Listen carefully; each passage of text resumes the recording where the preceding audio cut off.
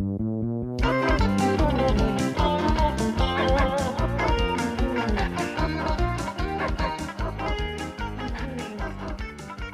we want to talk about the increase of small businesses in Northern Ireland now that we've got the ceasefire. Jerry Adams, will they stay open?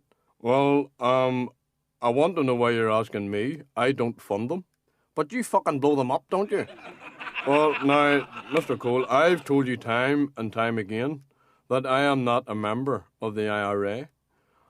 It's peace I want, and I will do anything to get it. Well, Mr. Adams, there's a train at 8 o'clock. Don't get on it. Get in front of it if you'll do anything for it. Well, if you stood in front of it, you'd probably fucking wreck it. Now, in with us tonight is the head of the IDB, which of course is the Industrial Development Board for Northern Ireland. That, of course, is John B. McGuckin. Now, John B. McGuckin, should I say? Yes, sorry. John B. McGuckin, is there still plenty of money in the kitty for further expansion on the business front, or is it all running dry? Well, there's still a few quid left in the kitty, but everybody needs to pull their weight and not their plunkers and get up with their fucking lazy beds in the morning and come down and see us and we'll try and set them up in a business. And we don't want to hear from prostitutes, priests or Protestants. We don't want anyone like that at all down to see us here, because we will not give this money away to any Tom, Dick or Harry. Right, well, Jerry Adams, there's still plenty of opportunities, isn't there? Well, there probably is. Mr. McGuckin, what about a workshop for making fireworks? Like caliber, of course. Well, Mr. Adams, I don't think so. I think you've got more workshops and fucking corner shops, to be honest with you. What we're looking for here is hard-working people. We've got no time for lazy bastards scrounging of our company, and we will not tolerate that. Right, well, Sir Patrick Mayhew, no doubt the ceasefires are good for small businesses all round. Would you not think so?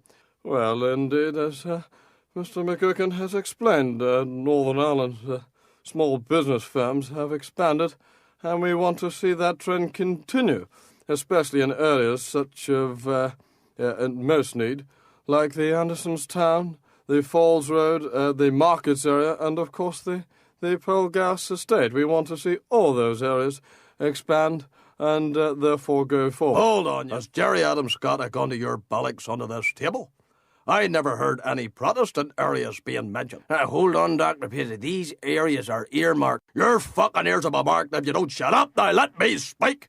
I am speaking to Sir Patrick. Now shut your... Right, now give it over, for goodness sake. Jerry Fitt, do you think the IDB are investing money into projects in the right areas, or are Catholics still being discriminated against? Well, as you know, us Catholics don't need to work. There's plenty of post offices about. You mean a lot of Catholics draw the dole money? No, I mean they fucking rob them. All right, I see. Well, Jerry Adams, is that a fair assessment? Well, as you know, I don't rob them. And anyone who says I do rob them are liars. No, that's because you got some other poor bastard to go and fucking rob them for you, Mr. Adams. I think we're all stupid or what? Well, I and Sinn Féin strenuously deny that. But I think the IDB should build a large concert hall so that we can bring all people together to watch and enjoy bands such as the Pogues, Sinead O'Connor, and of course the Cranberries. We want every... Oh, let me tell you this here, Mr. Adams, and let me make this abundantly clear to you. The God-fearing people of Belfast do not want an orgy of devil-worshipping and debauchery to take place in this so-called concert hall. These so-called musicians, singers and dancers spend all their time drinking, fornicating and drug-taking. Some of them have been taking so many drugs that they've been on more trips than the average Belfast City councillor, for fuck's sake. Don't be trying to tell me that we should have this built or that built. Don't tell us. Well, let me tell you this is typical of Ian Paisley changing the subject again. Mister, you butt out of it. Right. Well, let's talk about briefly, John Hume, what Ian Paisley is getting at. He is saying about the free trips. We are talking about the council junkets. A lot of Belfast City councillors were taking trips at the ratepayers' expense. Is that right, Mr. Hume? Well, I thought it was a fucking disgrace. These unionist councillors were jetting all over the world, while the best a nationalist councillor could hope for is a free fucking flight from Hoover. I think that was absolutely deplorable. Well, it's good to hear that some Fenians are actually buying Hoovers at last.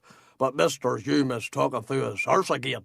He spends more time abroad than that woman out of the holiday show. And if you're talking, Mr. Hume, about Sammy Wilson or Peter the Punt Robinson, and I said punt, I wouldn't mind paying an extra few pounds on my rates to send the pair of them into orbit. One way, of course. Well, right. Well, now, we want to get back onto the subject in question, which we were talking about, which, of course, is the booming business in Northern Ireland. Finally, John B. McGugan, will there be more business, therefore more jobs? Well, I certainly hope so, because these fucking Japanese are trying to take over, and the worst about it is, when they get in, they'll bring their own yellow-faced comrades over to do the work, and that means that they'll be doing us out of work, and if it comes to that, then we're going to have to go to Jerry Adams or someone to try and blow them out of fucking business, because we don't want them coming over. Right, that's great, John McGugan. Thank you very much indeed for that there.